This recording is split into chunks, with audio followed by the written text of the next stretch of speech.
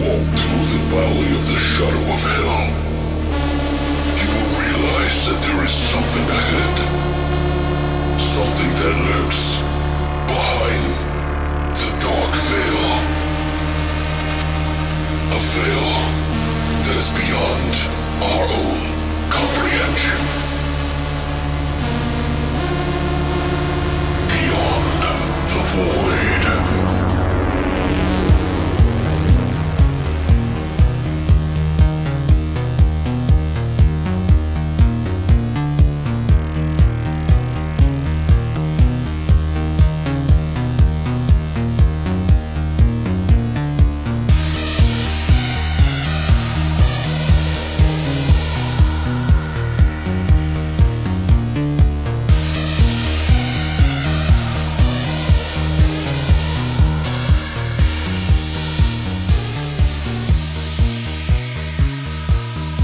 What's up, guys, and welcome back to Beyond the Void Horror Podcast. That's right, we're back, and Brittany's back. Welcome back, Brittany. Where'd I go? I don't know. For them, it was like 3 days. Where did I go? Yeah, but it was today. For us, it's the same day. Oh, that's right, because I'm Thursday this week, Yeah. not Monday. We cut her out, guys. She's getting fired. They're I'm rude just as kidding. fuck. No. I'm glad you're back, though. I'm glad we get to do this episode. We actually planned this out last week. We planned it ahead of time. We're starting to get pretty good at that, actually. Here. But we did decide to do werewolf movies. So today, for you guys, we're going to be doing our flesh and potatoes segment, where we're going to be talking about Full Eclipse with Mario Van Peebles, and we're also going to be talking about Project Metal Beast, which was interesting. To say the least. Yeah. There's a lot of things we have to Absolute say least. about that movie, although there's not a lot of information on it. Yeah, so bear with us, because it's probably going to be a lot of us discussing if we had a favorite scene and why. Yeah, we're going to be Or- stumbling over our own hatred or love of it. Pretty much. So, what have you been up to, man? I had nothing. I literally, it's the same as last week. Fucking work. Yeah, just I hanging in there. Work. Like, I work so much all the time. That is my life, essentially. So, I mean, I was supposed to go to a concert yesterday. Didn't go. Like, Well, you did go to that one concert last week, though. concert? Didn't you go to a show? to I a saw you on a concert? lawn sitting Oh, down. Incubus? Yeah, you went to Incubus. I did go to Incubus. Our good friends Bobby and Cindy hooked us up, and they had 2 free tickets, and Fuck yeah. they were like, "You want to go?" And I'm like, "Fuck yeah, I want to go. I love Incubus." Was it chill as shit? Like It everybody. was awesome. Yeah. Like I don't do outside shows in summertime in Arizona. Right, Like, yeah. I did 3 last year, and that was enough. And I was like, never again. Yeah, guys, this is like sort of mixed monsoon season here in Arizona, so it's like really humid a little Right. bit, or it's more humid than it normally is here because it's like they call it a dry heat in Arizona. It is a dry heat. It is, but this is the time where it's like starts to get like a little Sticky. Nich. Yeah. Yeah. Anyways, so Well, I think That's a lot that, of I think a shenanigans. good story deserves a good drink, and I prepared our Monday's drink for you because you got left out, and I felt like that's it. You always try and leave me out of the horror shots, and then you're like, "Oh, just kidding, bitch. You're gonna have it yeah, anyway." I feel bad. Like that's how the show starts for me. You know what Mm-hmm. I mean? A lot of times. Well, except now we do a shot of Sambuc before we fucking get going. Yeah, we do 2 shots technically. Goddamn P- terrible. Plus, we drink whatever else we're drinking. So, Yeah. guys, if you didn't listen to Monday's episode, you should. We had Patrick on with us as a little fun guest spot, and we did a lichen choke because we're going to be talking about fucking werewolf movies. So we're going to go ahead and cheers to that. If you want to find out how to make it, by the way, you can go to our longlivethevoid.com to find out how it's I made. just want to. Do you want me to tell you how it's made? Yeah, please do. Okay. So it's a shot, Cheers. but it's a Oh, we didn't drop make it of yet. fucking hot sauce, midnight moonshine, and mango snapple. Is it the apple pie moonshine? Yes, That shit's good. it's actually not bad. That shit's real good. I Cheers. also want to let you know before we do this, when I was giggling at you talking about something, I spilled it All over you. on my leg That's okay. because my boobs knocked it. Like, how that happens? Cheers to a good show, Brittany. Cheers. It's got that little bite at the end. That was delicious. You liked it? Yes. It's different, right? I could drink like 1,000,000 of those. Yeah, I wouldn't mind that. Probably not 1,000,000. I 'cause like I'd be the little dead, drop but of the hot sauce, though. It feels It makes it stingy. It's a lichen choke. On your Choke balls. a bitch out. I'm Wayne Brady, motherfucker. We take shit from fucking 0 and take it to like 100. Yeah, dude, it happens all the time. 0 to 5 seconds. But guys, I think it's time for us to jump into the flesh and potatoes segment. We're going to go ahead and jump into our 2 movies. We'll talk about it in just a second for our RareWolves. And if you're wondering what the fuck that is, we'll tell you in just a second.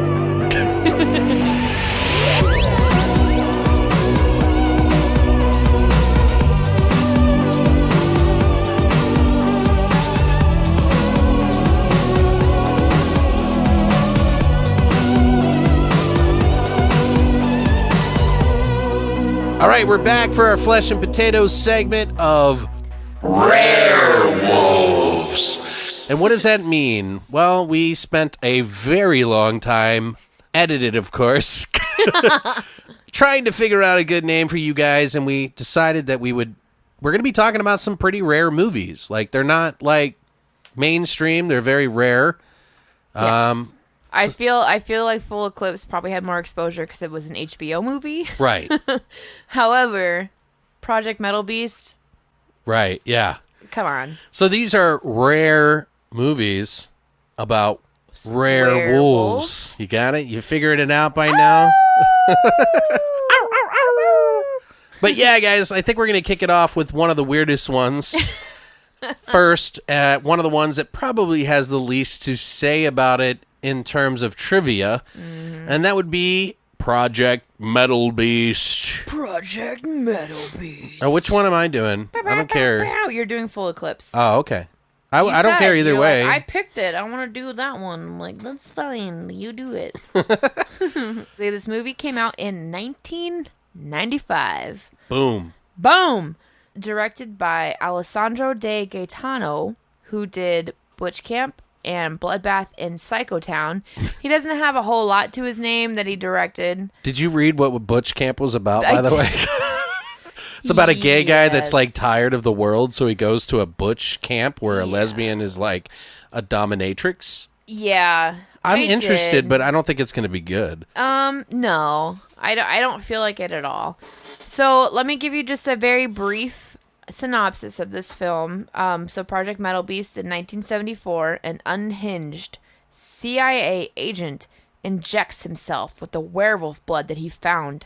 After a killing spree, his body is put in suspended animation, then thawed out 20 years later by his crazy boss and a team of unsuspecting doctors. Yeah, and his boss is quite crazy He's fantastic. and quite sociopath. Absolutely. Like 100%. So they had a team of 3 writers, actually, for this movie. So Alessandro De Gaetano, the director, was one of the writers on this movie. They also had Timothy Sabo, which is more highly credited for porn films Right. that he did, such as Pleasure Spa.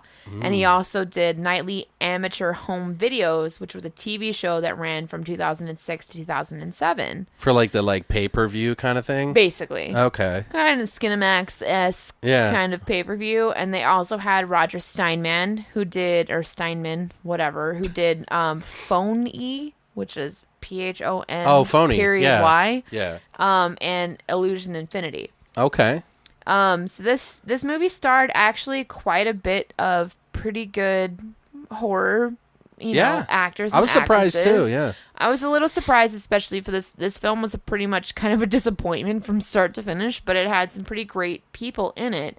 We'll start out with Kim Delaney, who played Anna DiCarlo. She was in Body Parts. Yeah, which I haven't seen in forever. I was just thinking about it. Love that movie. Isn't it like the Frankenstein movie where the body Right. parts try to break off from themselves? Yeah, it's kind of along the lines of May, Right, A little okay. bit, where they're trying to find the best parts, essentially, of these people that they kill, and they take. It's almost like Reanimator and May. Reanimator and May kind of, Yeah. like they had a baby. But Body Parts is fantastic, and I just recently watched that again. Did you not really? That long ago, yeah. I had it in I saved it for a long time because I hadn't seen it before, and I watched it probably about 6 months or so ago. Huh. And which was funny because when I watched this I went, oh shit, that's fucking what's her name from it, and, Right. and it's always all comes back to you, Sure. at, like one foul swoop. Anyway, she's also in Stephen King's Nightmares and Dreamscapes. Yeah, the TV show. Yes, and she's in The Devil's Child. Right. She's in a lot of stuff, but those are the three that I could really think of that people would resonate the most with. Mission to Mars, Yes, which was decent. it was. It wasn't terrible. Yeah. This also stars Barry Bostwick, who I feel like was one of the more well-recognized actors. Probably. Yeah. In this film, he played Miller. He's known from Rocky Horror Picture Show and Tales of Halloween, and many more. In Rocky Horror, he plays Brad Majors, I believe, is Yes, what it was. You're correct. The hero. The hero in Rocky Horror. Yeah. I hate Rocky Horror Picture Show, but He was Sorry, also guys. in Weekend at Bernie's, too. Mm-hmm. And one other movie I just want to bring up because I thought it was hilarious, like at times, like it's bad, but it's funny, is FDR, American Badass. oh, that's right. It's so fucking crazy, that dude. monstrosity. Like it does make you laugh. It is worth a laugh, like at least to watch it once. Most importantly, this movie has Kane Hodder in it, who was the Metal Beast. Booyah. He is mostly known for his roles in the Friday the 13th franchise. Right. And he was in Jason X, and he's also mostly well known for his roles in Hatchet and Right. Hatchet 2. He's way animated in this movie, though. He is. Probably the most animated role he's ever done. And when he has most of his roles are very similar to what he does in this film. He does a lot of stunt work, and his early works are mostly stunt work and more animated characters, Right. such as this, which is fine. And now he has, I can't even tell you how many projects he has for the year of 2017. Yeah, I can't even tell you. And he already has like 3 or 4 projects to come out in 2018 and 2019. He is still working, pushing the fucking boundaries, and he is doing a incredible job. Yeah, And he's got that, and you said the he documentary. does. Yeah. And a little bit side shout out, he did an Indiegogo project to release his documentary about himself and his struggles as a personal struggles as an actor and as a stuntman and everything that he's done. And it's Kane Hodder from Hell and Back. Yeah. And Which has got everybody in it, oh guys. yeah, Looks amazing. everyone It's like sits- it's almost like everybody's like, "Fuck yeah, I'll be there for Kane Hodder." Absolutely. Danielle Harris is in it. Sid Haig is in it. Oh fuck, there's so many people in this I think John film. Carpenter, Freddy Krueger, Robert Englund. Robert Englund is in it. Yeah. Robert Englund's in it. There are so many people in this film. can't wait that for it, are guys. there for it, and It's out now. it is. It'll is be out now for you guys. It'll It- be out this past weekend, Yes. so we're sorry we didn't report on it. It was officially released on August 26th, 2017. So it was released this past Saturday. So it's available now. And all of you that pledged for the Indiegogo, you already know because it was released to you already, or it's going to be released to you soon. However, it is widely available for all of you to check out now. If you haven't already looked into it, check it out. Back to Project Metal Beast. Back by to the Project way. Metal Beast. We had to go fucking like boner in for, Yeah. for Kane for a minute there. So also it has John Marzilli, who plays Butler. He's mostly known for his role in Tales from the Dark Side, Right. the TV series Stingers, and Fear. Okay. And there's also, I feel like I might pronounce her name wrong, but Musetta Yeah. Vander? Yeah. I think it is just Musetta Vander. Musetta Vander, who played Debbie. She's most well known for The Cell, which is one of my favorite movies of all time. She was also in Oblivion and Wild Wild West. And Oblivion too. And Oblivion 2. Which I yes. forgot that there was a sequel to that. Oh, there was. I was like, man, it kind of makes me want to watch those again. That and It kinda Arena, those Yeah. are like those are bad. And last but not least, he's more of a voice actor, than anything. But there was Dean Schofield, who played Ferraro. Yeah, it sounds about right. I never pronounce his name correctly, but to me it reads as Ferraro. But he was in the Metal Gear Solid video game series. Yeah, I saw that. As a voice, he was also a voice in Elysium, and he was in another movie called The Incredible Genie. He's been in a lot of stuff, but it's mostly a lot of TV. This movie, Yeah, this movie's weird. It's weird. It's a little bit hard to follow. I wouldn't say, I'll take that back. It's not necessarily hard to follow. It's just a little hard to digest. What are your thoughts? What are your feelings and your opinions? Well, to give you guys a better idea what this movie is, like, it's easy to explain. It's interesting when you hear it, but it makes you wonder how it's even possible after you know what it's about. Because this is what I thought. Essentially, there's two science projects going on. One that is dealt with from a while ago that's dealing with a werewolf. As she mentioned in the synopsis, the werewolf gets shot in the chest, and then he takes blood out of it, shoots it into himself, and then he becomes a werewolf of some sort, right? Well, there's a secret military project going on with this, of course. Always. And the one is the werewolf project, right? The Project Metal Beast, which is the convergence of two scientific projects. One is a scientific project about synthetic resin-style skin.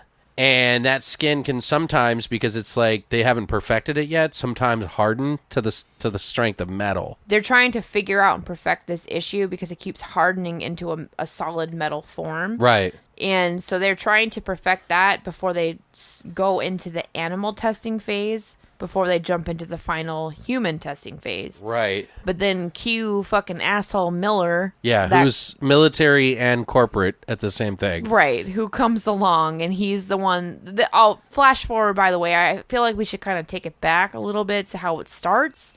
I mean, I'm not going to ruin anything for you with this movie because it's not worth the your first time, scene, dude. essentially. Yeah. But the first scene in this movie opens up to where they're in some fucking... I don't remember what some other country they're supposed to be in. Pretty sure it starts with a B.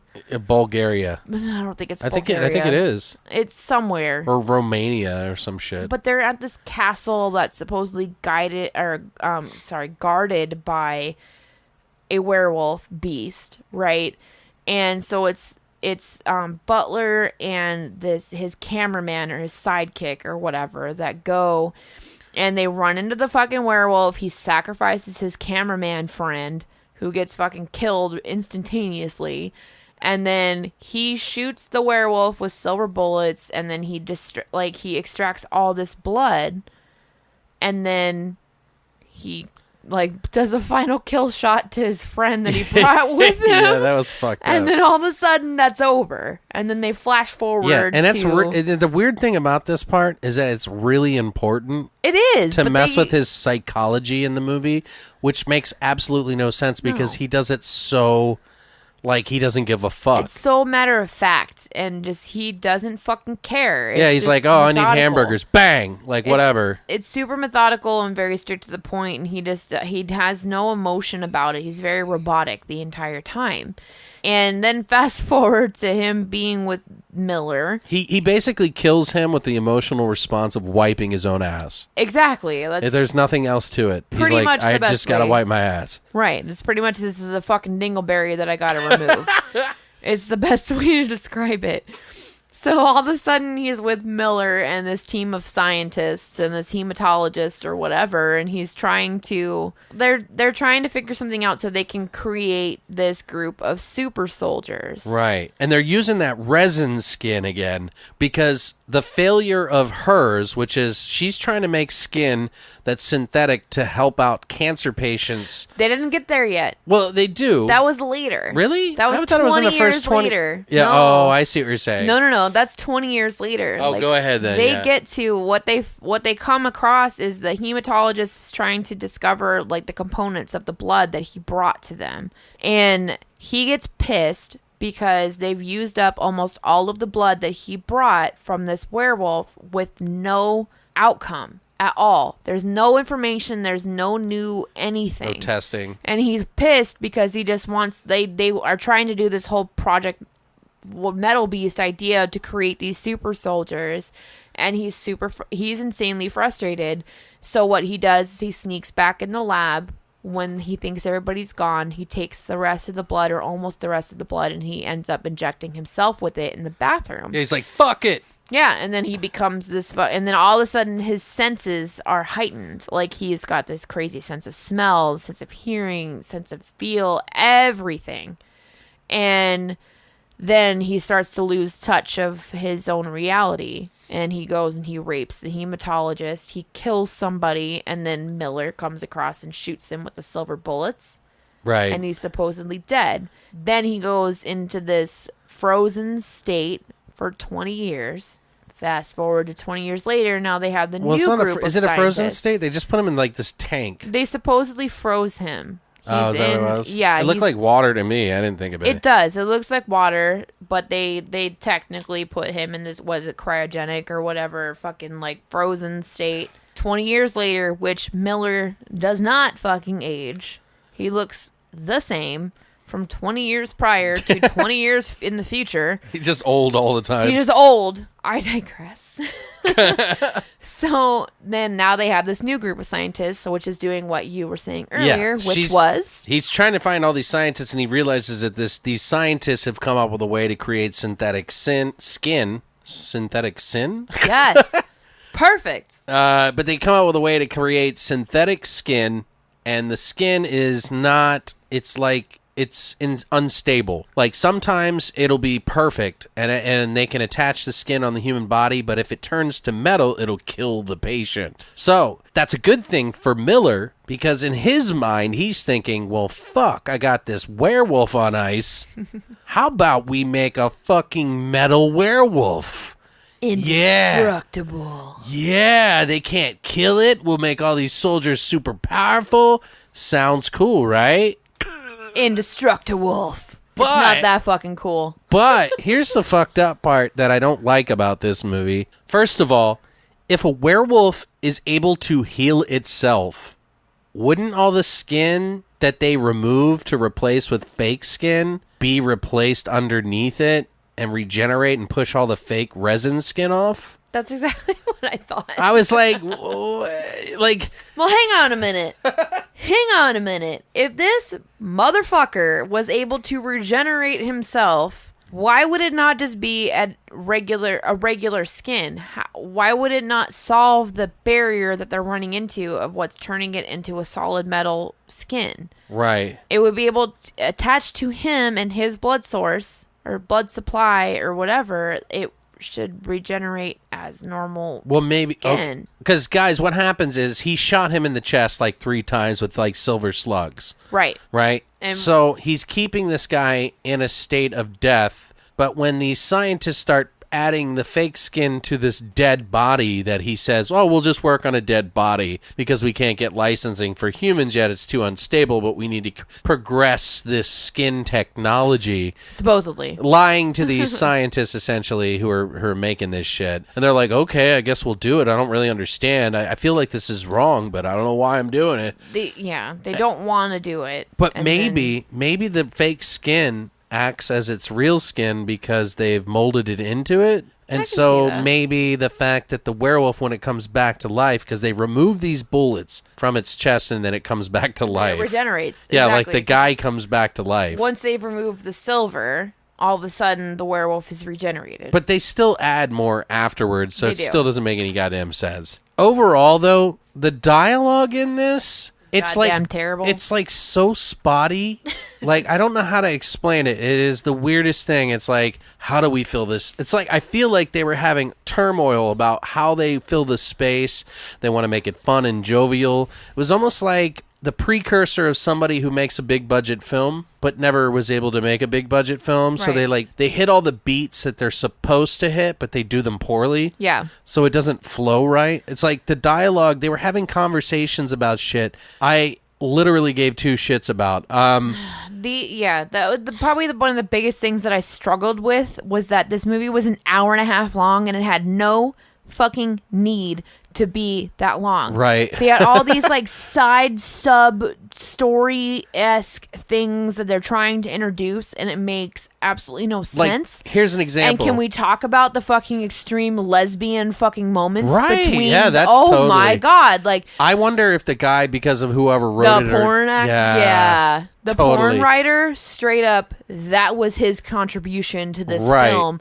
And it was so, I'm like, bitch, obviously. That's what me and Christina kept saying. We're To like, that are they guy- gonna make out or what? Like, Right, I'm like, are you guys gonna are you gonna lick each other's fucking Yeah. punanies or what? Is there's nothing gonna happen be, here? Hey, not only are there Bunsen burners and smocks and safety goggles, but there's going to be some scissoring going on up in this fucking science lab. She's like way hotter than the male fucking like interest that she's into. But it makes sense, She's though, pretty because hot. they get along pretty good. There's a They good do. chemistry between them. There's a great chemistry between them, and I felt more of that between the two chicks than between the main girl and the guy. Right. And the whole time, I'm like, of course she doesn't want to fucking come and hang out and play pool with you because she wants to fuck your fucking friend. Like, she wants to fuck the girl. She doesn't want to fuck you. Well, at least that was believable. And I'm like, yeah, that was very good. Like, they did a really, really good job of, like... It felt genuine. That flirtation, whether it was intentional or not. Yeah. In the movie, they created this very great tension and flirtation between the two main women scientists, and it was like, ooh, are they gonna have a scissor me timber moment? Like, I was ready, and I'm like, okay, they're fucking hot. I am so into it. Let's make this happen, right? And then they allude to it, but at the end, she kisses the man, and I was super fucking disappointed. It made no sense. They had no chemistry. I wonder if they like had to change it. I bet you they did. It seems like they did. Like, they went. The producer's like, no, this is too much. I agree. I feel like they said people aren't going to respond as well to this movie Because it so is set up that way. It's almost like, they're going to get down. But I'm like we got to make this work. Maybe like, it wasn't originally. It was supposed to be a porno. It doesn't feel to me as much like Hideous felt like a porno to me. Right. This doesn't feel as much like a porno because to me. it is spotty. There's like cool moments, but then it just like all of a sudden it drops into this like brain numbing dialogue. And did you notice, by the way, like when they were doing the movie, like the music in it was like phenomenal. The music's great. Like this is like big budget type shit. I'm not 100% sure, but the guy that did the music for this movie was Conrad Pope, he did a lot. He's done nothing but orchestration his entire life. So he basically orchestrates an orchestra to make music. You know what I mean? Like, I know it sounds silly and redundant, but I'm just saying, like, he's an orchestrator. An orchestra. Yeah, he basically has done big movies like Harry Potter, Schindler's List, like all these like everything you can think of, dude. I looked at a list of it, and he's just big. But he did write the music in this one, so I think somehow he kind of had access to an orchestra on the side and was able to like make it happen, because this music totally did not fit. No. Like, it felt like a big budget film. It did. It really did. Like, the music was just so out of place. Yeah, the music was at a 10 and the rest of the movie was at a 2. Yeah. It's exactly how it felt, and you know my fucking love and obsession for Harry Potter. So the guy that wrote it belonged in a bigger movie. Absolutely. And it was almost like they stole it from some bigger, better movie and put it in theirs. Out of the two movies, and I don't want to get into comparisons yet. I want to say that to the very end. Yeah. But the werewolf in this movie was very different from most werewolves I've seen in a movie. So I have to give respect to it, because in some way it reminded me of the creature from Class of Nukem High. Okay. Mixed with like some sort of new werewolf kind of thing. Yeah. What's his name literally had to be in this, like these stilted weird lichen legs. Kane. Yeah, Kane Hodder had to fucking be in that shit, and he had these lichen boots. You know what I mean? Like, boots. he had these lichen leggings on or whatever the fuck. He was pimping that shit. But I thought it was cool because like the werewolf has these like red eyes, and then he has like these weird porcupine hair that comes down the back of his head and like flops around like needles. And I don't know, it was just different. He was hulking. He was super aggressive. Probably one of the most animated werewolves I've seen in a movie, other than CGI shit. The Metal Beast was a very cool concept On beast. paper. Right. But conceptually in the film, it was still cool. I liked it how he came did, across interesting and different, and it's a lot more unique in comparison to most werewolf ideas. Right. So it was fun. It was different. It was unique. I enjoyed him and his role of the Metal Beast more than anything. Right. In the entire film. When I was, I struggled. Well, when I was looking for information about this movie, because it's really hard to come by. Can't even find a budget. Like, I spent like an hour just trying to search for any kind of like review that might have gone over some stuff.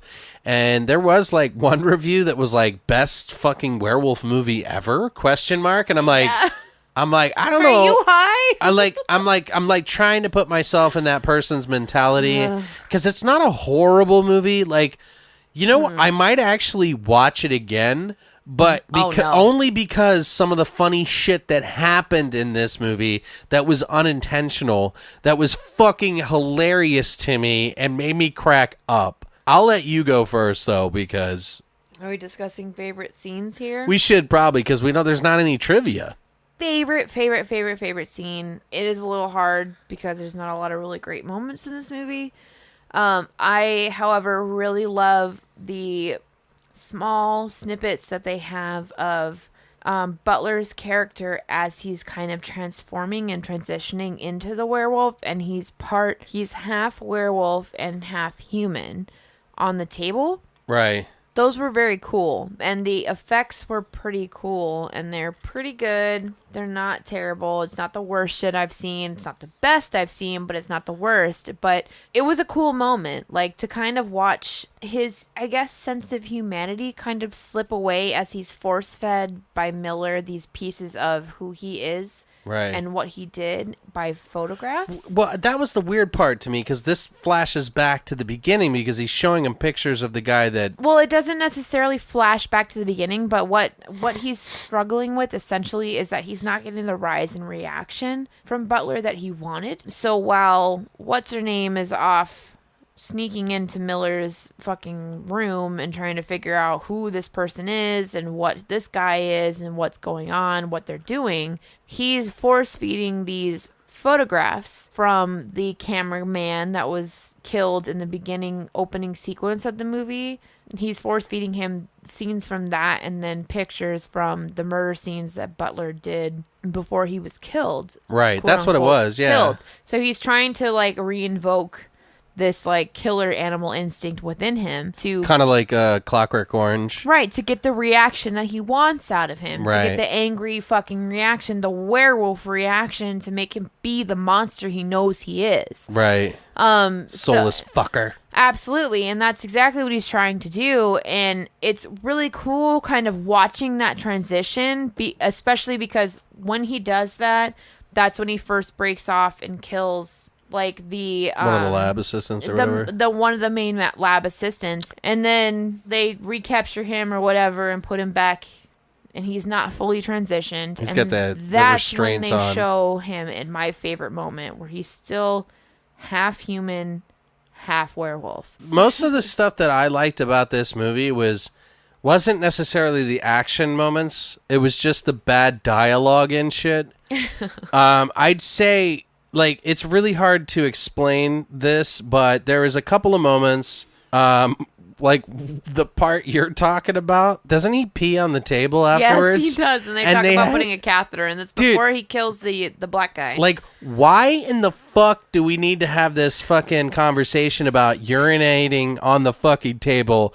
I started cracking up because they show the pool of fucking piss on the ground, and he's like, I'm not cleaning that up. I'm not putting a fucking catheter in. And then they're like arguing about who's going to clean it up. This is the kind of dialogue that I'm talking about. Mm-hmm. It's not that it's necessarily bad dialogue, it's just unnecessary dialogue. Absolutely necessary. Yeah.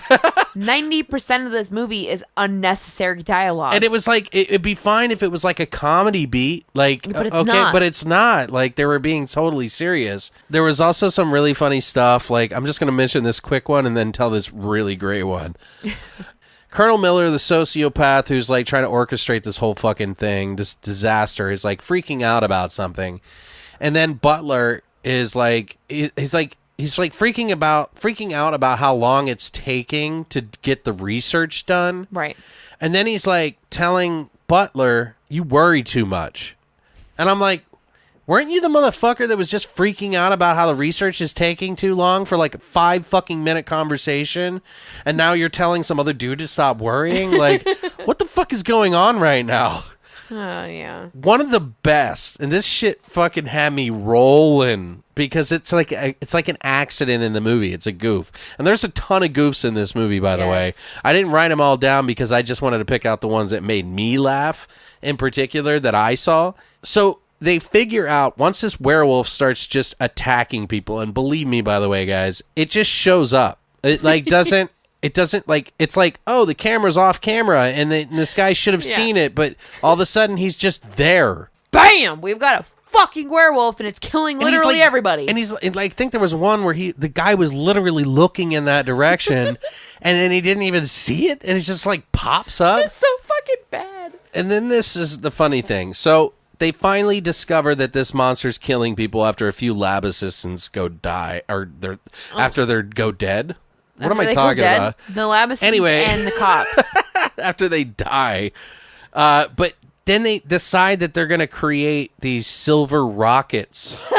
Yeah. Okay, so Guy has this, like, kiln, and he's, like, fucking boiling down all these coins that one of the fucking other military motherfuckers... Silver dollars. He had all these silver dollars, and they make this big scene about him having silver dollars in the middle of this stupid, pointless conversation. And then he goes and grabs those silver coins, just like, I know how to save us. And he, like, grabs all of them, starts smelting it down into a fucking gigantic fucking silver-tipped fucking rocket, dude. Like a rocket launcher. They build rocket launchers and they put it in the fucking rocket launcher they build 3 of these, by the way. They're called shells, he says. But they talk about killing the werewolf and how they're going to do it. And he's like, they're like getting ready to go wherever the fuck it is next that they're going to go. And he's like, he tells her to grab the shells. There's like 2. And Debbie comes and she grabs the shells and then she's like walking around this table and then she fucking biffs it over a fucking like science stool and then falls and drops one of the fucking rockets. Like she drops one of the explosives on the fucking ground, okay? And I literally watched this like 5 fucking times because I was cracking up so much. She hits the chair and it doesn't look like an accident. It looks like they did a really good scene because it's this like all-in-one shot. They didn't want to fucking reuse it or they didn't have enough film or something. And she runs into the stools, she drops one of the bombs, and then the guy who's already left comes back and he says to her, he's like, easy, easy. Not so rough. And then she's like, sorry. And it's almost like the camera should have cut, but they kept it in anyway. You're right. Like, you know when, like, sometimes if you ever watch behind the scenes, guys, they improv basically just to keep going, to keep the shot so they don't ruin the shot and have nothing to use. Because then they can use editing magic to fix it. Well, it's like they just didn't give a fuck. No. Like, they fucked up and they didn't care. There was a part where he shoots one of the guys in the legs. It was the girl.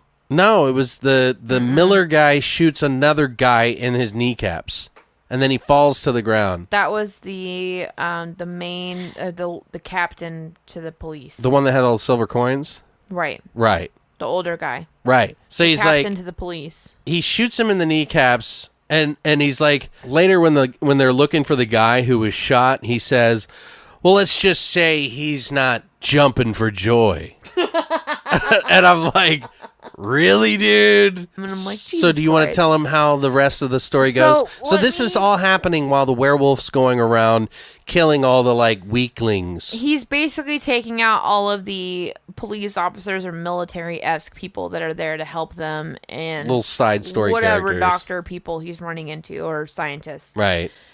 Because the women have locked down the facility so they can kind of control the space. Long story short, after main bitch misses with the silver tip rocket launcher the first time. Yeah, because she has 3. She shoots one at the wall. She shoots one thinking it's going to hit him, but it goes about 20 fucking feet awry to the side and then just like blows up the fucking wall, knocks all this fucking shit down on top of the metal beast, her lesbian friend, and herself. Yeah. And then she goes to try and help her lesbian friend that's been partially buried in the rubble of course, Assumed lesbian friend. She's a fucking lesbian friend. That's exactly what it is. They never make it a point. No, but they allude to it so fucking much. Yeah. Anyway, so she goes to help, quote unquote, her friend, and of course she walks right by the fucking metal beast. Metal beast comes up and he's still alive. Surprise, surprise! Like grabs her. It's this whole shocking moment. They have a whole cat and mouse game for about 35 seconds, and then lesbian friend gets up and runs around at some point while her and Metal Beast are having this cat and mouse fucking fight game with each other. Lesbian friend ends up with the second silver-tipped rocket, and girl distracts him long enough for lesbian friend to shoot him in the leg. But it doesn't explode. No, it just goes in his leg. The best part about that, though, dude, I have to say this. Please do. This is one of my favorite things. Please do. When the werewolf's like, fuck that. And they show it pulling it out because they show it go through his leg and it's just like half and half of his leg. And then when he pulls it out, it's like, yes! Oh my God. I died. It's like the worst sound that you could have done. Like, died. Like I literally there's like 12 people at the gym that looked at me because I'm a like, so fucking stupid. Like do it again. I can't do it as well as you. So good. Mouse does that shit so great too. I can't do that. I got nails. I don't know, maybe that's why, but it's so good. Anyway, it made me crack up at that point. Yeah, I was crying. I was laughing so hard.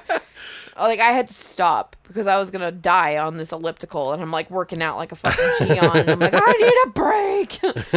After that... so there's one shell left, guys. There's one rocket. One silver-tipped rocket left. Yeah, what? That sounds very dirty. Only one silver-tipped rocket. Yeah, it's not a red rocket, it's a silver-tipped rocket. I'm so ready for this silver-tipped rocket. But yeah, there's one left coming towards him. Then all of a sudden, fucking fuckboy that got shot like about 20 minutes earlier, he didn't get shot in the heart like they made it look like. He apparently got shot in the fucking shoulder, and he's fine. He comes up, and he's just like, oh my God, I've got this silver-tipped rocket, blah, blah, blah. And then he shoots the fucking metal beast, and it explodes. Dude, and all over the place, and it was dope. It is pretty cool. It was cool. But it lasts like 3 seconds. Yeah, it's not long enough of a moment, but it's like he shoots it and explodes. It's about 3 seconds of fucking coming, and then that's it. I don't even think they did like a replay, slow down, thing like they normally do. It was just like, pew, that's it. We're done. That was it, guys. There is something that, did you notice what happened in that part? At the end? At the very end, and this is... Right, I'll get to well, that. we've already ruined it for you guys, but go ahead. We're going to keep ruining it. But it's not worth your time. Don't worry. You're welcome.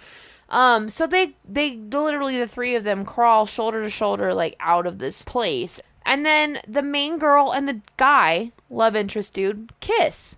Yeah. And I'm like, what it's the so fuck? weird. So her lesbian friend is sitting there like, you fucking bitch. Like, and you can feel it because they alluded to the fact that she wants to fuck this chick, not this guy. And it was well, weird. that was the end cum scene. That was where the end, menage a trois. That's why I say. Money shot moment. Right. And then all of a sudden. And then you think that's it, right? And they've got like werewolf guts all over their privates everywhere. And stuff. You think that's it. And then all of a sudden they pan to this piece of skin that on the falls. Floor that's sitting there solitary by itself. No, it fell off of him. It fell off Miller. Did it fall off of him? I missed, well, not Miller. Not Miller, but the guy with other the military Ferraro guy, or whatever.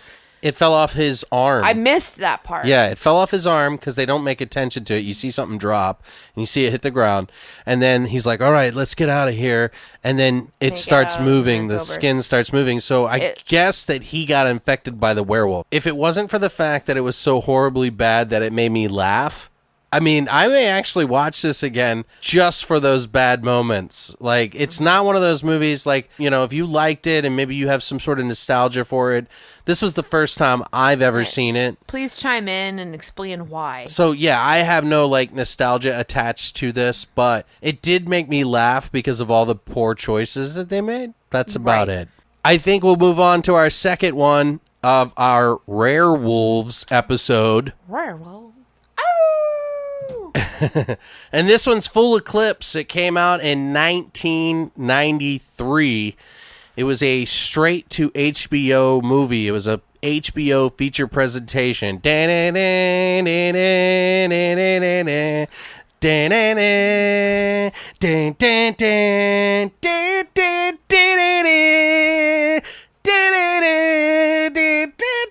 Oh, I just love that song, dude. I can't even, like, if you were old like me, like, that song, when that song came on, it was like, it's fucking go time. That was so good. I have the video. That was like spot the fuck on. Like, I'm impressed. I'll post the video of the intro for the HBO presentation, the original one that I'm singing from. I'll post it below so you guys can check it out. I know I'm a nut about this, but if you know that song, and if you don't know the song, go and appreciate it. Learn up, young bucks. Do it. You young little bastards. Motherfuckers. But the story goes, the LA Police Department have a special team of officers with a talent for reducing big-time crime. The team leader has an excellent track record for crime reduction in other big cities. But his methods are a little unconventional. And, well, so is he, because he's a fucking werewolf. Is he, though? Technically. Is he, though? He is, but he's somehow added stuff to him I have to become something more. There's so many questions. This movie was directed by Anthony Hickox, who was the genius behind Waxwork 1 and 2. Hellraiser 3, which is up for debate whether or not you like it. I personally do like it. I took a girl on a date to go see it at the theater. Of course you did. And she was so against horror movies. And I was like, after we watched this gory movie, I was like, you want to get a strawberry milkshake? And she always remembered that. A strawberry milkshake and fuck in my van? No, we were too young for that. How old were you? I was pretty young. My parents bought me the tickets. And then I think I was like 15, maybe 16. Oh, you're just a wee little one. Yeah, I didn't, I mean, I was still young. I don't know. Now people fuck at like 11. But That's gross, right? I know, right? Fucking gross. He also did the movie Warlock 2, which I actually really like as well. I still need to get the box set for that. It was written by Richard Christian Matheson, who did the movies It Waits. He did a couple episodes of Masters of Horror that he wrote for. He did some of the teleplays for those. And he's also the writer on the TV show of The A-Team, which is so weird. Shit. Right. Nice. Also, there was another writer who helped write this wonderful lost gem, this rare gem, and it was Michael Reeves, who he did a lot of fucking kids shows, guys, like TV shows written in the 80s and shit like that. Like, we're talking like the original The Smurfs. Oh, Jesus. Like Dungeons and Dragons, which was on like Sundays on TV. There was like Saturday morning cartoons and there was Sunday morning cartoons. And Dungeons and Dragons, I pretty sure it was on Sundays. Then there was Centurions, which he had characters for. He did the real Ghostbusters episodes. He did original TMT, Teenage Mutant Ninja Turtles show. He also did work on the show Monsters. He did a couple episodes for that, and the cartoon The Gargoyles. Oh, I love that show. I'm sorry. Yeah, That was and he my did some favorite. Batman stuff too. The newer Batman, the cool Batman that everybody loved, animated Batman. Sorry. No, my obsession with gargoyles is goddamn ridiculous. Well, I watched it when I was younger, for sure. Loved that fucking show. So, like, it's got a lot of really weird people all together on this idea, right? So HBO was like, here's some fucking money, Anthony. Let's make a fucking movie. And he actually, for the first time, had a lot of money to do that. So he had seen a movie called Posse, and he decided, he was like, you know what? I want that guy. Well, that guy was Mario Van Peebles. Peebles. Peebles. I don't know what I'm doing. Mario Van Peebles plays Max Dyer. He actually was the writer and director of Posse. So this is how Anthony became acclimated with him. He also was in the movie New Jack. I think he directed this. New Jack City. He acted in Sweetback's Badass, which is kind of like a blaxploitation film from the 70s. Yes. He also directed a remake of this as well. And I think in the 90s, or maybe, yeah, it was in the 90s, he actually directed this Badass movie. He also acted in the movie Exterminator 2, and you're going to love this one, guys. He was in the movie Jaws the Revenge. Oh, yeah. Which some people consider to be the worst movie ever made. I think it's a little harsh. Not the worst movie ever made. No, but the breadth of what you see is what you know. It's down there. Yeah. But it's not It is the most ever hated made. Jaws movie. But for sure. But poor guy. Poor Mario. He was also in Highlander, The Final Dimension. This action movie was pretty cool about robots, about Solo. He played Malcolm X in Ollie, which was one of his most recent big roles. Also, it stars Patsy Kensit as Casey. She was in Lethal Weapon 2. She was the girl that Mel Gibson falls in love with in the second one. Yes. And then he finds her dead floating in the water. Spoiler alert. Spoiler alert. Yeah, Drowned her. Lethal Weapon 2. Yeah, drowned her alert. I don't know what I'm saying. Drowned her alert. Yeah. Dead in the water. I thought she was the chick that was in the what's the guy from the rap guy that did the reality TV show that had all the chains? Flavor Flav? Flavor Flav. I thought it was that chick, the blonde. From Flavor of Love? Yeah, I thought she like blew up. No. You know what I mean? Like I thought she just got bigger. And then I was like, "Oh, that's the girl." But I was totally wrong. Not the girl. She was also in Time Bomb and a movie called Bad Karma. Not too many other stuff. A lot of like, I don't know, nothing I recognize. It's very like low budget, nothing very important Seemed like. films. Also, Bruce Payne is in this movie. He goes by the name Adam Garou, which is the name of what? Garou? Adam Garou. Garou. Yeah. Which is Means werewolf French in French. for werewolf. Yeah. Ha ha ha. We get it. Cool thing is Anthony Hickox, our director, actually did Warlock 2, right? Well, there was a Warlock 3, and Bruce Payne played the part of the Warlock, and this is the worst of the three, by the way. Bruce Payne is okay. No way. But he was in Warlock 3, so there's a connection there. He was also in Solar Babies. He was also in another movie with Patsy Kensit called Absolute Beginners, so they worked together before. He was in the Howling 6 called The Freaks. He was also in a Necronomicon Book of the Dead, which I just watched not too long ago, and Highlander Endgame, as well as Dungeons & Dragons live action movie and Re-Kill. So he's been in a lot of stuff. Yes. Also, Jason Beghe, he goes by Doug Kane in this movie. He plays one of the downtrodden cops who doesn't want to be a werewolf. Right. He was in G.I. Jane, One Missed Call, and a lot of episodes of Californication. Oh, yeah. Also, Paula Marshall's in this movie. She plays Liza, and she was in Hellraiser 3 and Warlock 2, and also Californication. So Anthony Hickox did both Hellraiser 3 and Warlock 2. She was like the sister or girlfriend in Warlock 2. And then she was the slutty club owner girlfriend, whatever, that dies next to the box in Hellraiser 3. But yeah, so what did you think of this movie? Enjoyed it more than Metal Beast. Okay. Yeah, it's way better than Metal Beast. It's way better than Metal Beast. It was more I don't know. It was more fun to follow. The story was cooler. It's more interesting. Okay. But it was still a little bit hard to fucking swallow for me, to be honest. Really? Like I don't know. Like I didn't hate it. Okay. I will say I did not hate this movie. I didn't absolutely love it, Really? but I didn't hate it. But it was very entertaining. I think it's entertaining. Absolutely. I enjoy it. I'll watch it again for sure. I would totally watch it again. And like I told Mouse, like after I watched it, another movie that I watched at the gym while I'm working out, I said, all right, Mouse, like you'd actually probably like this movie. He totally would. He would. Well, I don't know. I liked the idea behind it. It was pretty cool. Well, part of the reason that I thought that these two would go good together is that when I saw the trailer for Project Metal Beast, I saw the guy shooting up werewolf juice. Right. And in this movie, they kind of do the same thing. Right. They don't explain it.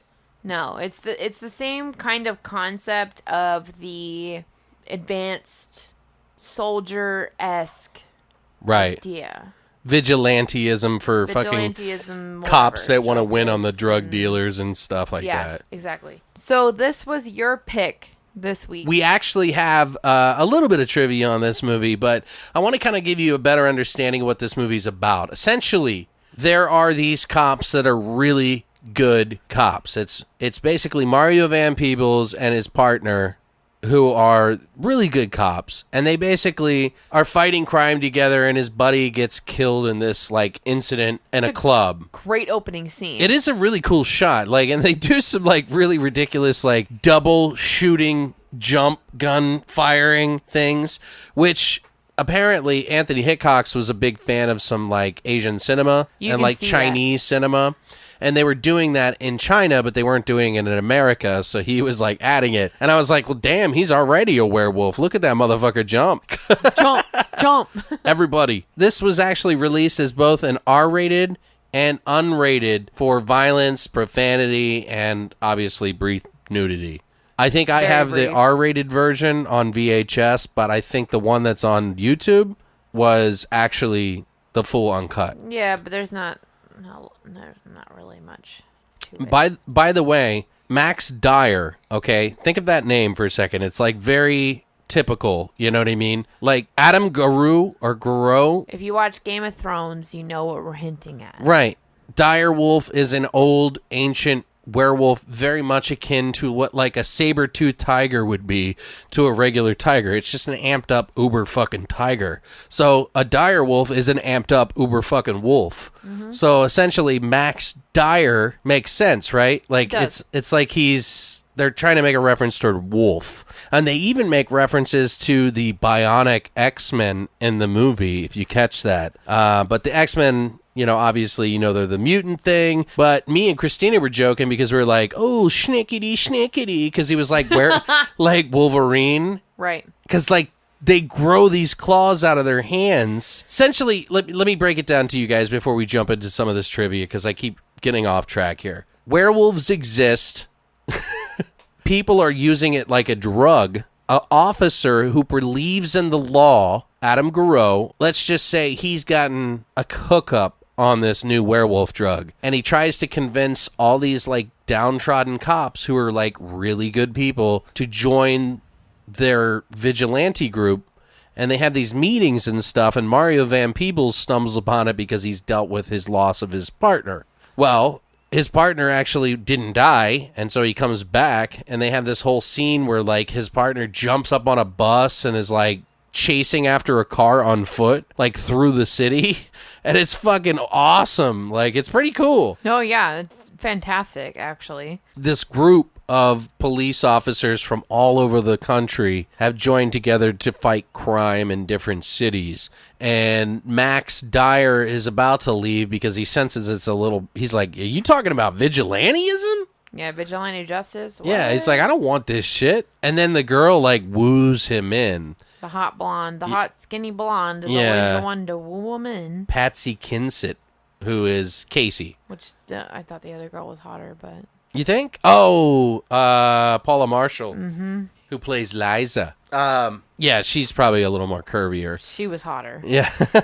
Plain and simple. Well, and that's Anthony Hickox's favorite actor. Yes. He liked to reuse her. Anthony Hickox actually said that because I told you guys that he saw the movie Posse. Yes. Which is directed and written by Mario Peebles, and he was Van Peebles, and he was actually starring in the role, too. Mm-hmm. Which is actually not a bad movie. I haven't seen it in a long time, but it kind of makes me want to watch it again. But I guess when Anthony Hickox sent him the role for this, when he sent him the script, Peebles said that he loved it.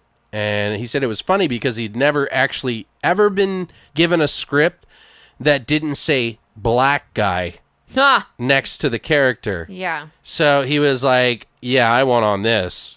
So it was technically, he said that they were writing it for a white guy, but then when he saw his movie, he was like, he's the one. And so he said Full Eclipse was like the first script he'd ever gotten that didn't outright say just black guy in it. You know what I mean? So other than that, Anthony Hickox just loved making this film. This is a lot of people consider this movie to be one of the last films that Anthony Hickox wrote of his reign of awesome. Like, it's like the bookend, sort of. Because even Anthony Hickox has said that he kind of jumped into just making money. Right. And it wasn't that he was just trying to be a whore about it. He just needed to get by. And they were like, here's this role. Like, he even did a movie with Steven Seagal. And it was a movie about being in a submarine, and it's called Submerged. And he said that was like a nightmare to work for because Steven Seagal hit him up and he was like, what if we didn't do it on a submarine? And he was like, it's called Submerged. Of course he fucking did. Like, what the fuck? He said it was a nightmare to work with him, but the money was too good to pass it up, so he just fucking did whatever he could. I mean, he seems like he's a nightmare to work with. I've always felt that about his. Right. I mean, I can't say personally, but... I don't fucking know the guy. Like, obviously, but I feel he just comes across as a real piece of shit to fucking work with. Well, and this movie was before that, and Yes. he admits, like, hey, I realized that I kind of went down these different roads. He's like, sometimes things change, sometimes you just need food on the table, you know what I mean? Like, you just need to do what you can do, and you try to work with the best that you can get at the time. So, he said this movie in particular, HBO was super fucking cool with him about. They were like, hey, can you make a movie? He was like, yeah, I'll make a movie. And he's like, most production companies will fucking be up your ass every 5 fucking seconds. He said HBO never had a bad experience with them. He was like, they left me alone. I got my budget. He said, well, it did go over budget a little bit because they ran out of time and they had like 6 pages left to do. And then the HBO execs showed up on the set. He's like, well, I have 6 pages left to do. And they said, well, we don't care. We're going to shut you down in 2 hours. And they were like pissed because Wrap it the fuck up. Wrap it up, motherfucker. I don't know. I just thought that was interesting because he said he really had a really very positive experience. And all this costumes and everything that they did in that movie was actually from Tarantino's costume designer, Jacqueline Aronson. Really? Yeah. I was not aware of that. Yeah, and this is like well, he wasn't not big. Like he was pretty big at that time. Yeah, he was big at this time, but it's the same one. Which I didn't think like the dress up was like that amazing or anything. No. But the suits that these people, they would put on these suits, guys, when they would go out and be vigilantes, like werewolf vigilantes, because they would shoot up with this drug and then they would get all hyped up on fucking werewolf and then like slice people up with like fucking claws that came out of their fists, and like they had these cool get-ups. I thought it was actually pretty cool. No, it was cool. Like, it absolutely was. Even though it was slightly confusing because they try and feed it off of this like werewolf ideology. Right. It reminded me of like time. Blade or something. It did remind me of Blade a lot. I mean, the opening scene in particular with the club and everything about that was very Blade-esque. The animalistic noises and that they would use were like very tigers and shit. conflicting. Yeah. It's like cougars and black panthers and bears and tigers and werewolves and like all this shit like mixed into one. And like all the what the fuck is happening? You're selling this idea of a werewolf, but that's not the animalistic noises that you're portraying for this scene. Oh, so yeah, Brittany, well, what's a werewolf sound like? Is it I'm just but it kidding. doesn't sound like a goddamn cougar, I'll tell you that much. It sounded like a panther. A panther, cougar, bear, whatever the fuck they're doing. It ends up being this, I don't know, like, was my disconnect. All this shit rolled into one, but they're trying to pitch me the idea of a werewolf. I'm like, okay, I understand this. I get this. And they spent all this time at the zoo focusing on this white wolf, yet they keep playing a soundbite for a cougar and a black panther. They were trying to make their own unique sound. What is happening? And then when we get to the final creature that what's-his-nuts fucking transforms into... Well, don't go there yet. Okay, I'll pause then. Because I got a couple more tidbits, and then we'll jump into that, I promise. Give me your tiddly bits. Hickox, the director, he actually said that he got along pretty much with everybody. Like, everyone was great, although he did say that he kind of had a little bit of an issue with Patsy Kensit. Really? Yeah, it doesn't shock me at all. Yeah, he said, I don't think that she was quite used to, like, shooting how they were, which was a little bit more guerrilla style. They gave her the money that she did, but she was, she'd done like Lethal Weapon 2 maybe, and I don't know what was going on, but I've done Lethal Weapon too. well, she, they a lot of these sets, they'll give her like their own. Yeah. Hickox basically was saying he was just sitting around waiting on shooting because she was like, wait, I got to do my makeup. I got to do all this. I got to do that. And he was like, let's just shoot. Can we just shoot? I just want to shoot right now. We're like, get this done. Like, we're on a fucking budget here. He's probably a little bit more used to doing it faster than she was. So, but later on, I guess apparently she stated in a Sunday paper some sort of thing about the full Eclipse experience, or in a book that she wrote or something like that. She said it was the most miserable shooting experience that she'd ever experienced of her career. All right. And she actually, she did put it in her book as well, but Hickox thought that was really funny. That's extremely interesting. Like, I want to see her viewpoint of it in comparison to his. Right. Yeah, he said he got hit up by a friend. They were like, oh, you just been insulted by Patsy's book. But basically, he was just like, well, she just didn't understand the pace of how we were working. Guerrilla style film. Yeah. And we were working really long hours, sometimes like 14, 15-hour days. So she just wasn't used to it. But she's in Lethal Weapon too. She's a good floater. Uh-huh. She made a really good floater. Yeah, I float right around the rim. You were mentioning the end scene. Did you want to talk about that a little bit? Because I have a little bit of tidbit, but if it's one of your favorite scenes, we could talk about it. It's not. So go ahead and give me your tidbit. Well, Anthony, I actually am curious. Towards the end of the movie, I mean, basically we find out that Max, who's played by Mario Van Peebles, and Adam Garreau, they've kind of developed a friendship, but then he realizes that there's something twisted and dark about Adam Garreau, his character, or that character. So Max decides to kind of combat him, but he has to kind of like play along all the way up to the end. And then you find out, like, he finds Adam shooting up or taking like a needle into his brain and sucking out werewolf brain juice that he uses in order for you to change into a werewolf. But the thing about this drug, or this werewolf blood, or whatever the fuck braingism, is you get addicted to it. And if you do too much of it, you become like so dependent on it, you get really fucked up. It's like heroin.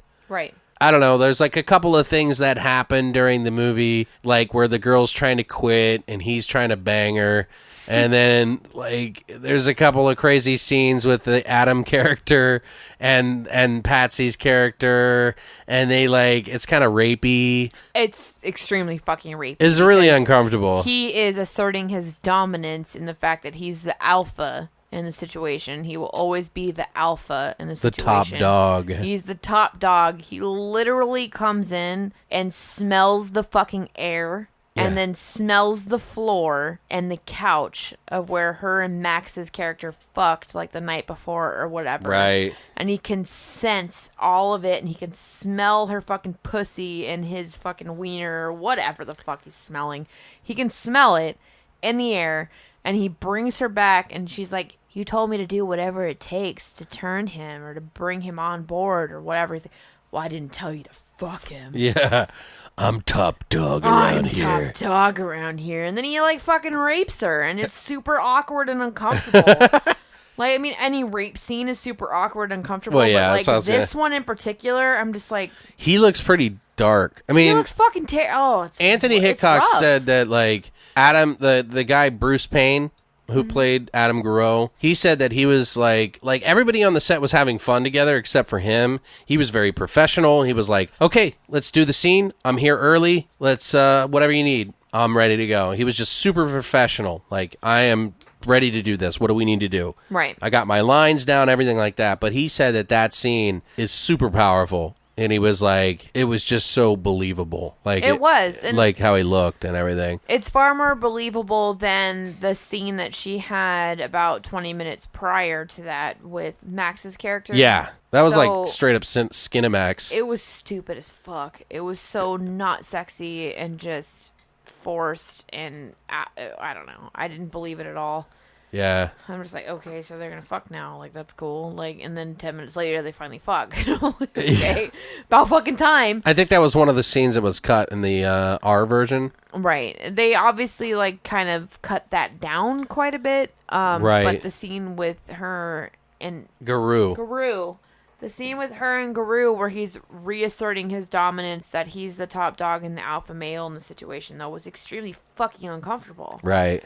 Well, I mean, he's supposed to be a scumbag. He is, but their chemistry together was able to better form the idea, the rape concept behind it, versus her scene with the other male prior to that, because that felt so scripted and forced. And well, it's supposed to be real love. It's not real love. There's nothing about it that felt, no dynamic between the two of them at any point felt like real love or an actual connection. Even the part where she's dying on the fucking beach and he's there with her during that, and she's convincing him to take the final fucking hit of the drug or whatever. So right, and then they jump out the window or whatever. Is that the part? No, this is after that. Okay. Because he finds out she's like, taking me to the beach. He can't smell us there. Yeah, and then they roll around on the water. And I'm all like, what the fuck are you even talking about? Like, why can't he sense you there? That makes no sense. Because dogs can't trace a scent over the water. Is that the point? Yeah. Okay. Well, to me, I was like, what? They didn't touch on this at all. It made sense to me. It's a loose point. I don't know why they made a big deal about it. They did make a big fucking deal about Yeah. it. And so they go, and it's super dark. You can't see shit going on in the fucking scenes. Right. And then all of a sudden, she's just like, I stopped cold turkey multiple days ago. I'm gonna die here. Whatever. Well, because that comes later, because she quits cold turkey, and Adam Guru character. I keep fucking that up. I do too. Adam. I'm just going to say Adam from now on, guys. So just feel me on this, all right? Because I'm tired of saying it. Top dog Adam. So top dog Adam finds out that they are still seeing each other or fucking or whatever the hell it is. And they're in their den. Their wolves' den, which is where Adam lives. There's all these cubbies for all these cops and everything like that. And she's like, run with me. And they run and jump out the window and fall on the ground. And, of course, Mario's character, Max, is fine. But she's not. She hits the car, and she's been cold turkey for, days. So she's, dying. And then, doesn't she just die? Yes. Yeah.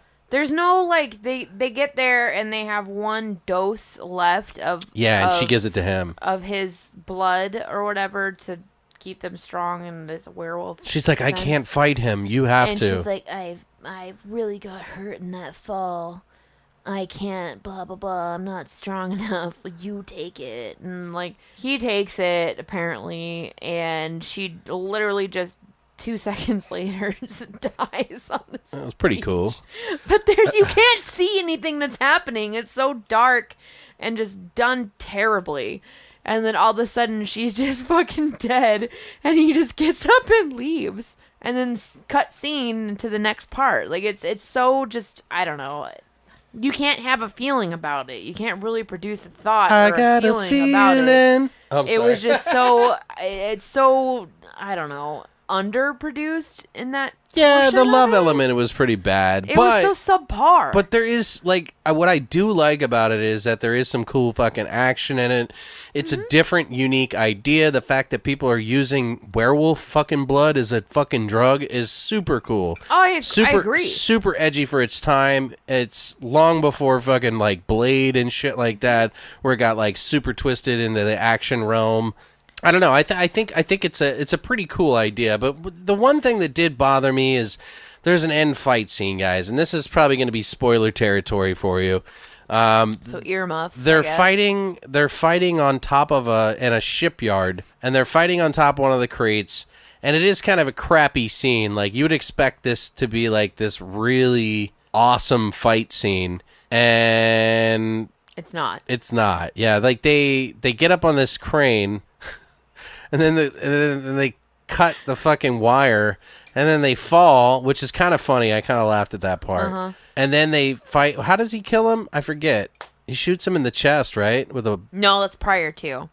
He shoots him with the silver bullets prior to that moment. Is that? And then he thinks he's dead. Oh, because it's black. Oh, that's right. Because there's a full lunar eclipse. And he says, you didn't listen to me or whatever. I am completely safe when there's a full eclipse. That's when he turns into the full beast mode. And then he's full on fucking beast mode after that. And you're just like, oh shit, it's about to get fucking real. And then they do this lame fucking fight scene on top of right. just like shipping crates.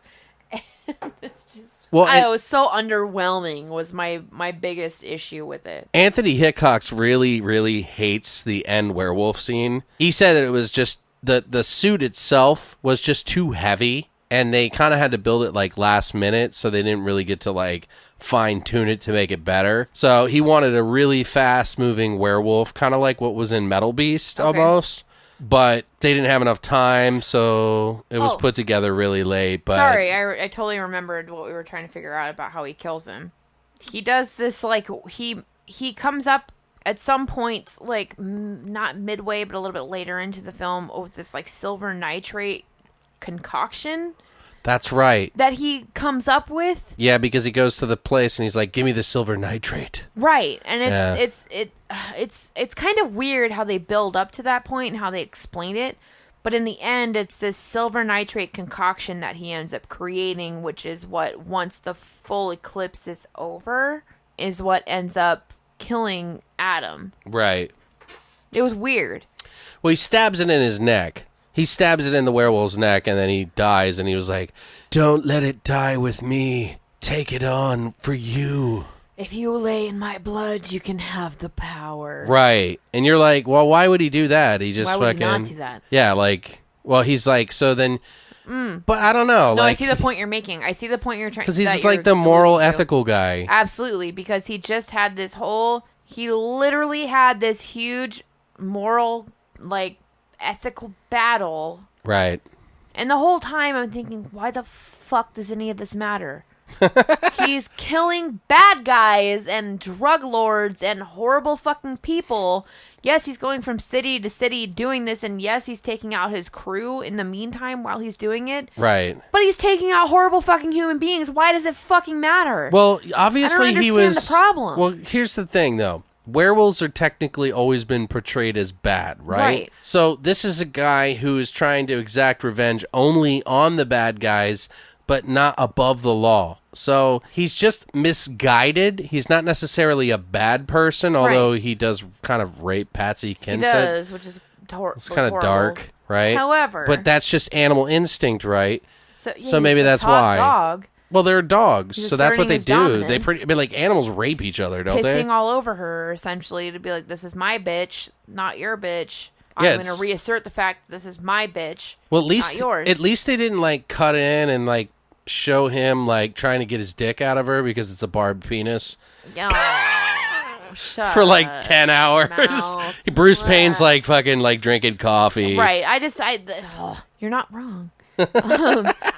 That was one of the things that I just didn't understand. The end plot of this movie, though, was why does it fucking matter what he's doing? Like, sure, it's wrong that he's taking out his cohorts. Like, he's the only one that survives these raids that he does at the end. Right. Sure, that's wrong that he's totally double crossing all of these like police officers that have been through some shit that trusted him and became part of this vigilante justice crew because he recruited them. Right. And they trust in him. Sure, that's wrong, but still, with the exception of a couple people he takes out because he knows that Max's character is onto him, he's taking out drug lords and crime bosses that are horrible fucking people. So what's the problem? Right. I think it's just because that's what I didn't understand. Yeah, I know, I get it because it's a moral, ethical thing. Like, let him do what the fuck he's doing. It's just a moral, ethical thing. Like, you know, should we be killing people? It's against the law. You know, do we need to be the Judge Dredd of werewolves right now? Yes, we do. Fuck these people. Everyone he's killing deserves it at this point. Like, that's why I'm like, why is he the bad guy? Like, well, I don't understand. Like, I think it's okay to because they were wrong a couple of times. They I were. think it. So that's why definitely allude to that fact. Right, and they were kind of saying that they had fucked up a couple of times. They went a little too far because Max was on board a little bit, and then he was like, "Whoa." But what about favorite scenes there? I don't want to ruin the very end for everybody. I'm not going to ruin the very end. Do you have any favorite scenes? I do. I really love the beginning. The beginning scenes for me were the most interesting. When they're taking over the club, or no, I like the opening scene. Right. However, the scene with his original partner, after he's been injected with this special werewolf serum shit, after he's been lycanated. And no one's aware of it. But they have the drive-by shooting scene, and his partner ends up climbing on top of all these cars in this bus, and he jumps on the back of this motorcycle, and ends up. I don't want to totally spoil it. No, it's fine. Because it's a pretty cool scene. It's in the beginning. It's fine. But he ends up on the back of this motorcycle, gets shot in close range twice, while Max's character is watching this whole thing, and he's going, holy fuck. Like, he's trying to chase after him. Fucking RoboCop. What's happening? Why is he not dead? This guy was just shot 3 times. Well, he's like, first of all, a week ago. Yeah, his partner died. He didn't die. Yo, he died. No, he was on life support in the hospital. He didn't die. Oh, I thought. You're right. He wasn't dead. You're right. He wasn't dead. And then they came in and they injected him. But he was on life support. It didn't look promising, but he wasn't dead. Right, and he just comes back, bounces back the same day. Literally next 2 day. days later, he's back and he's working. And he's super confused. And so then that day, he's arguing with the donut shop guy about the sprinkles and the sugar or whatever and the fucking donuts. And then cue the drive-by scene where all these innocent people get fucking killed, which bothers the shit out of me. But anyway, and he ends up on the back of this motorcycle, gets shot super close range where anybody would have died normally. And Max's character is watching this whole shit go down. He ends up taking the guy, the bad guy that's on the motorcycle, and he speeds it up to top speed as he's behind him after he's been shot multiple times and should be dead by this point. Right. And crashes this motorcycle into this brick wall, but miraculously ends up unscathed. Yeah, he at the end of it. Max pulls up where the accident happened, and he just sees his friend stand up. It's just fire. And turn around, and he's just like smiling. Yeah, and it's a cool fucking scene. That is totally cool. You can see in his face, like Max's face, where he's trying to analyze what just happened. Right. And that was very great acting. Well, he did like cool wire work, his partner. He like jumped up on the bus and was like just jumping over onto cars, and it was pretty cool. Like I was like, wow, this is pretty fucking awesome. This is like a good scene. It was. Another one that I would say was a really funny little silly scene, because we've already kind of talked about one of my other favorite scenes, is when Patsy Kinsett, when she's trying to show Max what they do, they go to a drug lord's party and they're across the water, and he's like, so what? You're going to go kill all these guys? And she's like, bullets and butthead. Yes. Okay, thank you. That part made me laugh. I was like, oh, wow, that's the time, that's the time right there what that was going on. It was great. Yeah. I loved that. I actually really liked that scene in its entirety. Yeah, it was pretty cool. It's really cool. If you actually pay close attention to the fight where they're killing people, you can kind of tell that it's not like they're really killing them or fighting. It's kind of bad in that sense, but the idea of it is, the point is delivered. Fun. I really like this movie. I don't think it's my favorite movie of all time. Not at all. It's just one of those ones that's like, oh shit, there was this movie, and I didn't mind this too much. I really like it. This is something I had heard of, but I had never watched. And it was something you really wanted to check out, and you were very adamant about. And I was like, okay, like, we'll check this out. And then especially after I watched Project Metal Beast, I said, it can't be worse. Please don't let it be worse.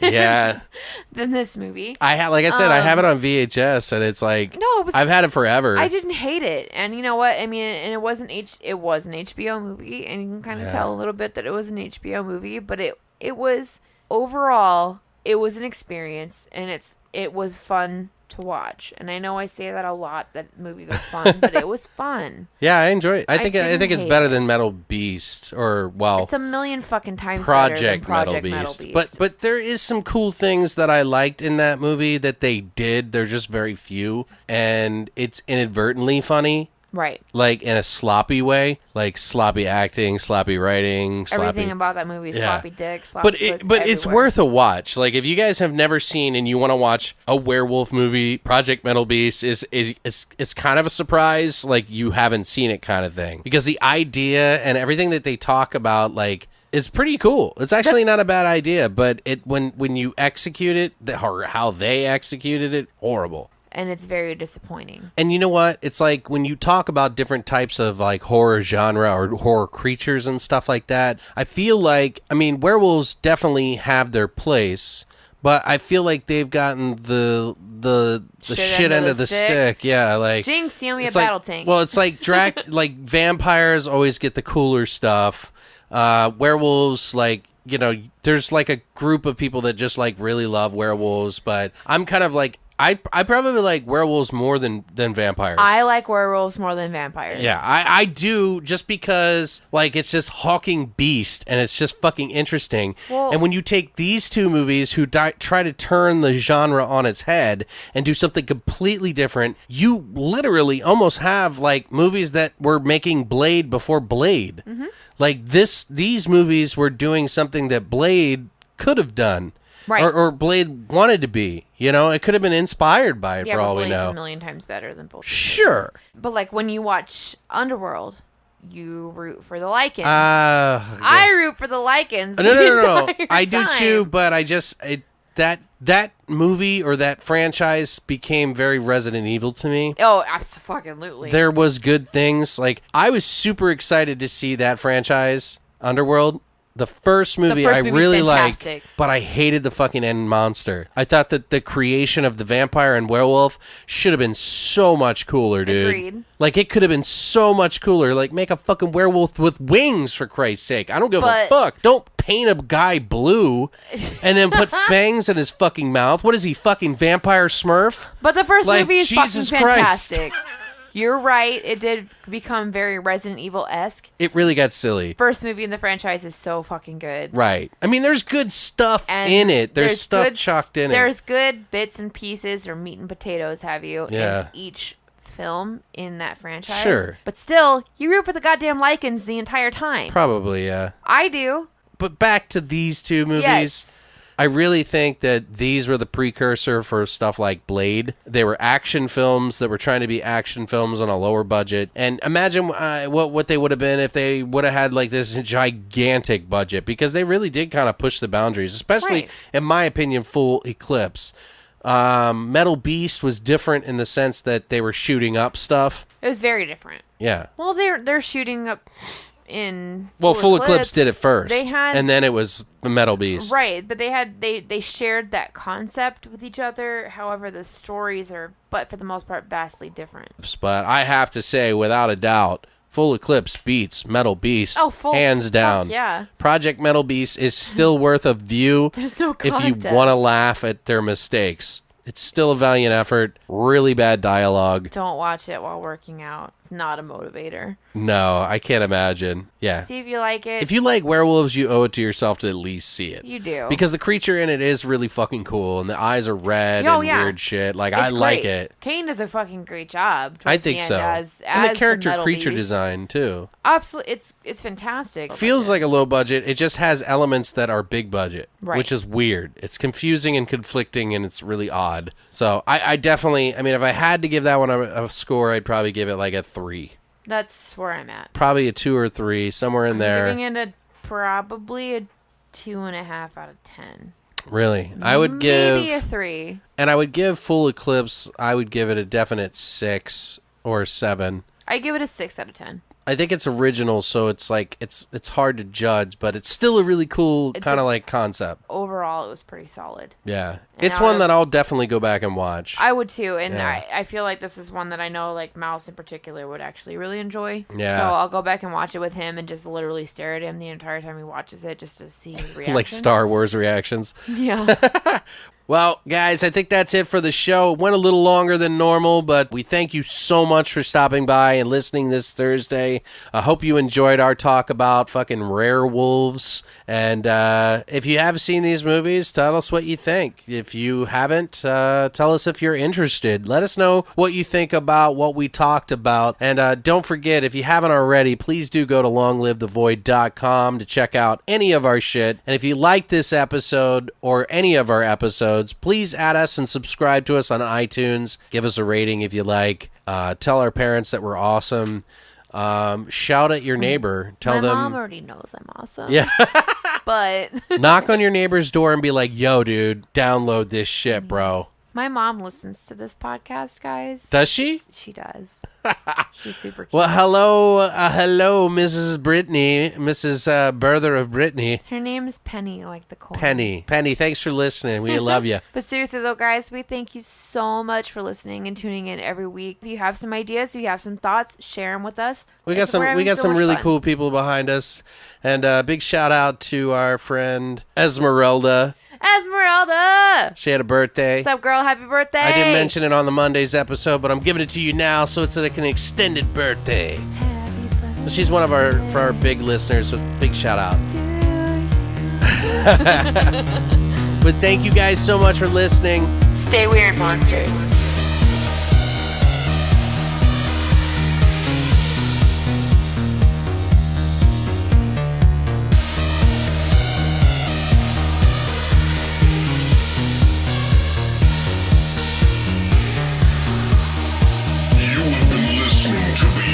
Void Horror Podcast. Tune in every Monday for a brand new episode.